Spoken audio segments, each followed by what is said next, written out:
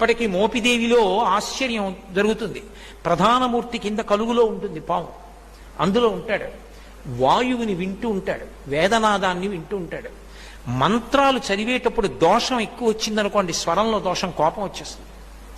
ఎవరిని ఏం చేయడు, కోపం వచ్చి అలుగుతాడు. అలిగి కలుగులోంచి బయటకు వచ్చేస్తాడు. బయటికి వచ్చేసి ఎదురుగుండా తొట్టు ఉంటుంది, అందులోకి పోయి పడుకుంటాడు. నేను లోపల ఉండనంటాడు. నాదం తప్పు వస్తోంది, స్వరం తప్పు వస్తోంది, నేను విన్నా మంత్రం అంటాడు. అప్పుడు వచ్చి మళ్ళీ స్వరంతో చదువుతారు మంత్రం.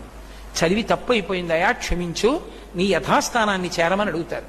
అప్పుడు ఒకసారి మళ్ళీ ఆ బుట్టలోంచి పైకి లేచి మళ్ళీ వెళ్ళిపోతాడు.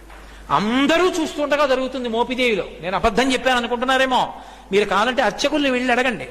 కిందే ఉంటుంది కలుగు, అందులోనే పడుకుని ఉంటాడు. అందరూ చూస్తుండగా బయటకు వస్తాడు. స్వరం తప్పినా, అనాచారం ఎక్కువైపోయినా బయటకు వచ్చేసి అలకపాన్ పెక్కి పడుకుంటాడు. మళ్ళీ వెళ్ళి వేదం స్వరంతో చెప్తే లోపలికి వెళ్ళిపోతాడు.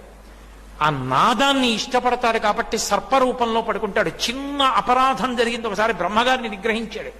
ఆ కారణానికి వచ్చి పుట్టలో పడుకుని ధ్యానం చేశాడు. అగస్త్యుల వారు కనిపెట్టారు, అది మోపిదేవి క్షేత్రం, కృష్ణా జిల్లా.